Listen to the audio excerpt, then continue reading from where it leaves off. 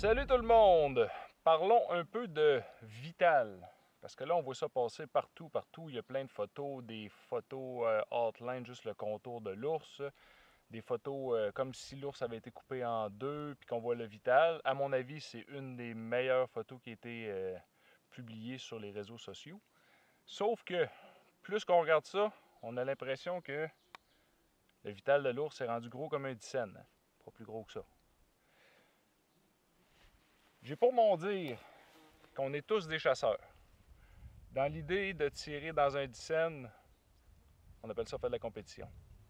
Pour aller à la chasse, la différence avec un ours, avec les autres gibiers, souvent c'est la position. Quand on tire sur un 3D comme celui-là, c'est la position parfaite qu'on dit broadside. Ça veut dire qu'on peut tirer poumon-poumon, chaque côté, faire deux trous. Même chose pour ce qui est du chevreuil, position broadside. Ce qui diffère avec l'ours, c'est que c'est un animal versus les autres animaux qu'on tire dans notre beau Québec. C'est que l'ours, on le tire de différentes positions. Souvent, l'ours est assis, couché, allongé, debout, semi de côté. C'est rare qu'on voit un chevreuil couché, étiré, debout, en train de manger dans un baril. Donc, on a tout le temps un vital qui est passablement à la même place. C'est-à-dire, broadside, le cœur ne changera pas vraiment, les poumons non plus. Puis la position de l'anatomie intérieure de l'animal devrait rester sensiblement la même dans toutes les positions. Si on revient à l'ours, souvent, l'ours va être assis, va être soit allongé, puis c'est un vital qui est quand même assez flasque, à mon avis, versus le reste. Donc, le vital se promène. Si l'ours est la tête vers l'avant et dans le drum, votre vital va se déplacer un petit peu vers l'avant. Si l'ours est complètement assis, dites-vous que le vital va descendre vers l'estomac un petit peu plus. C'est pour ça qu'on voit souvent des shots qui ont été faits un peu vers l'arrière, puis que l'ours, en dedans de 25 pieds, il est tombé. Puis, une fois qu'il a été viscéré, on n'a pas vu aucune trace de, on dit avoir un tir dans la panse. On a touché seulement le bout des poumons, puis une partie du foie. Donc, toujours tenir en tête que la position initiale de l'animal avant le tir. Si vous êtes un peu de travers, si vous êtes complètement assis, s'il est broadside comme ça, si vous voulez avoir des shots broadside, le best c'est d'avoir un baril qui est passablement à la même hauteur que la tête de l'ours. Comme ici, vous voyez, c'est un ours d'au moins 400 livres. Donc pour l'ours, le scénario parfait serait un ours broadside, comme quand on pratique sur une cible 3D. Donc ce qu'on veut, c'est poumon-poumon, deux trous, c'est le meilleur des scénarios. Comme ça, avec deux trous, il y a deux sorties, le sang. Puis, quand on dégonfle les deux sacs, ça fait pas trop long. Sauf que ça prend pas beaucoup de changements de position pour arriver à une autre chose. Vous voyez, j'ai fait environ 10 pouces. On se ramasse avec un tir un peu en angle. C'est-à-dire qu'on va atteindre la partie du poumon, la partie arrière du poumon, pour aller chercher à cette hauteur-là le devant de l'autre poumon et peut-être une partie du cœur. Ce qui est mortel. Toujours garder en tête de, si vous avez une shot comme ça, de ne pas aller trop vers l'avant. Vous allez pogner un vide. Il y a une espèce de passe dans le devant du cou de l'ours, puis juste avant les parties vitales, qu'on pourrait appeler vide. Ce qui arrive aussi avec les tirs en angle comme celle-là, c'est vous tirez comme ça, souvent un peu plus haut parce qu'on est en tree stand. On pogne le bout du poumon, l'arrière du poumon, on traverse pour le bas du poumon, et là, on ne fait pas deux trous, on fait seulement qu'un trou, parce que la flèche va aller se loger dans l'épaule de l'autre côté. Mais c'est encore mortel. Ce qu'il ne faut pas oublier non plus, c'est que le vital, c'est pas une... Le cœur, il flotte pas dans rien, les poumons flottent pas dans rien, puis le foie non plus. Hein. C'est tout attaché à la colonne vertébrale. Tous les vaisseaux sanguins sont rattachés à la colonne vertébrale. Et toutes les artères du cœur vont aller à la colonne, en partie, et une partie qui va aller alimenter le cou, le cerveau et les autres parties de l'animal. Donc, si vous êtes un petit peu trop haut, ou un peu trop haut des poumons, mais vraiment en angle et ça a rentré, il y a des chances que vous allez frapper le haut du poumon, le milieu du poumon de l'autre côté, mais aussi les artères qui relient le cœur. On regarde une image, on dirait que le cœur est tout le temps collé sur la patte. Mais si on y va théoriquement, le cœur devrait être centre avec l'animal. Donc, toutes les grosses artères qui alimentent le cerveau et les autres organes vont se loger entre les deux poumons, à l'avant des poumons ou un petit peu à l'intérieur. Donc, les possibilités que la flèche touche ces artères-là est quand même assez grande. Donc, ça va faire un tir aussi mortel.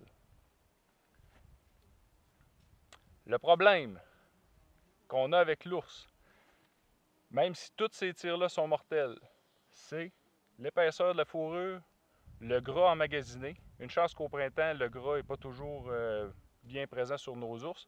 Quoique j'ai tiré une femelle il y a 2 ans qui était déjà rendue avec un bon 3 pouces de gras sur le dessus du dos et son côté de flanc pour un 24 juin. Alors, notre ennemi, c'est le poil qui va absorber beaucoup de sang. Beaucoup de sang si c'est un tir qui ne saigne pas beaucoup. Et le gras qui va aider à reboucher la plaie, la blessure qui va avoir été causée par la flèche. De là l'importance d'avoir deux trous, une entrée et une sortie. C'est pour ça que les tirs un peu marginaux, comme en angle, trop haut, comme vous avez pu voir dans ma chasse de l'an passé, fait que vous allez probablement toucher des omoplates, les côtes, avant même que ça puisse sortir vers l'avant de l'ours. Même à 70 livres, avec la meilleure force que vous pouvez avoir sur votre arc, des os, ça fait dévier les flèches. Puis ça change un petit peu la trajectoire de tir. Maintenant, si on parle de pointe parfaite, il n'y en a aucune. Une pointe de pratique va tuer.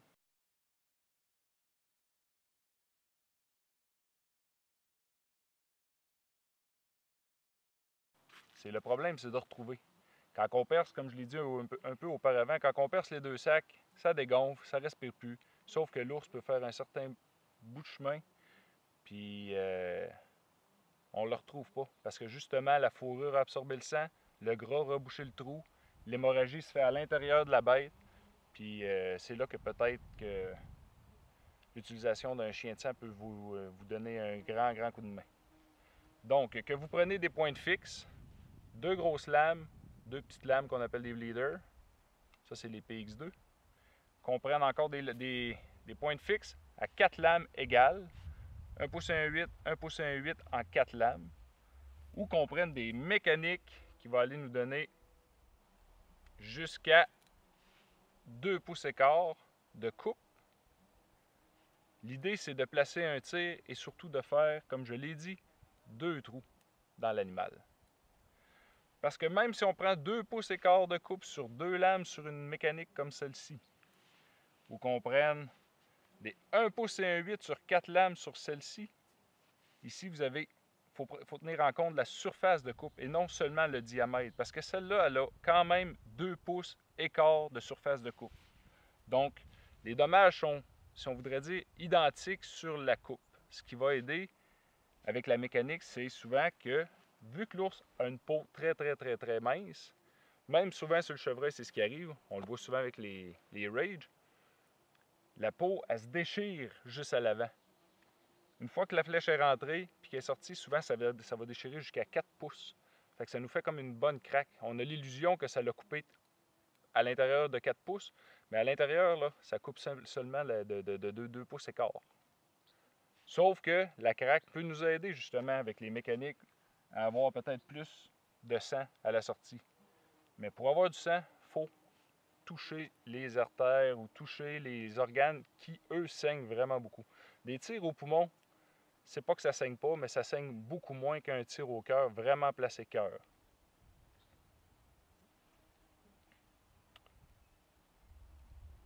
Donc, le choix vous revient pour le type de pointe. Moi, je suis un fervent de pointe à lame fixe.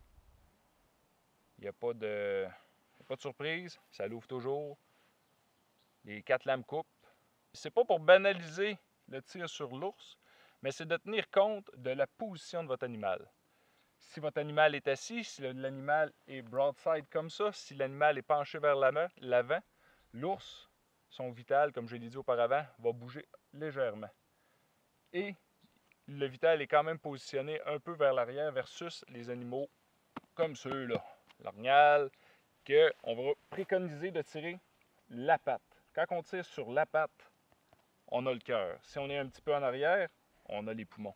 Tandis que l'ours, si vous tirez directement sur la patte, vous risquez de toucher seulement la partie avant des poumons. Ça tue. Ça tue toujours. C'est tout le temps une question de comment ça va saigner, si on a 2 trous, comment loin que la bête va faire lors de la course. Mais ça tue. Donc, gardez en tête que si l'animal est assis, un tir un peu plus centre va être meilleur qu'un tir trop vers l'avant. Si l'animal est broadside, un tir pas sur la patte, mais légèrement en arrière de la patte, c'est un bon signe. Si on vise la patte, le derrière de la patte et on monte, centre de l'animal, c'est mortel. Si vous êtes en angle, tout le temps gardez un peu l'effet de la bédaine. Parce que la flèche va rentrer. Oui, peut-être que vous allez toucher un peu le bord des intestins, le foie, traverser complètement l'animal pour aller chercher le bord des poumons et le devant des poumons sur l'autre côté. Avec toutes les artères qui connectent à l'intérieur, et c'est mortel. Donc en conclusion, sur quoi je voulais vous apporter, c'est qu'on peut se fier que le vital de l'ours est quand même passablement grand, tout dépendant de l'angle, la hauteur, le positionnement de l'animal pour vous faire un tir. Très important à l'arc, comme à l'arbalète, comme à la carabine, l'ours c'est noir. Souvent on est comme envahi par la masse noire. Si vous êtes capable de visualiser un point dans l'animal, là le point est un peu gros celui-là, hein, il est comme tout beige. Mais en réalité, si vous voyez une partie qui brille un peu plus ou qu'il y a une petite tache de saleté à cause qu'il s'est roulé, il y a une feuille qui fait exactement la partie où ce que vous voulez tirer, focussez sur cette partie-là. Votre œil, votre cerveau va s'immerger un peu, si on pourrait dire, la partie que vous visualisez, le focus. Vous risquez de faire un bien meilleur tir que si on tire sur l'énervement, qu'on regarde la masse, la pine est à peu près là, boum, on tire. C'est souvent ce qui arrive, même si on voudrait tirer dans le dixaine. Le dixaine qu'on parle sur Internet, qu'un ours, tu tires dans un dixaine. Sur ce, soyez patient, la saison est jeune, les ours commencent à rentrer. Si votre choix s'arrête sur un petit, un moyen ou un gros ours, tout dépendant de votre but, il n'y a personne qui peut juger de votre choix de bête. Donc, on prend le temps, on admire. Les ours, c'est souvent un animal qui est quand même tranquille. Les ours qui sont un petit peu sur le qui-vive, souvent, ça va vous donner l'effet qu'il veut se sauver. Peut-être que ça va arriver, mais écoutez, parce qu'un ours qui est un peu en alerte, souvent, il y a d'autres ours alentour. Puis, il est conscient qu'il va se faire tasser, justement, au baril. Fait que des fois, être juste un petit peu plus patient. Il nous reste encore plus de 30 jours de chasse. Ça dépend comment vous avez de bouffe à mettre dans vos drums. Mais la patience est de mise, le beau temps, les mouches s'en viennent. On va avoir du bon temps à passer sur le stand. C'est surtout d'observer aussi. Le plaisir, on a attendu ça toute la saison, on a attendu ça tout l'hiver. À mon avis, on finit pas ça dans la première demi-heure. Bonne chasse!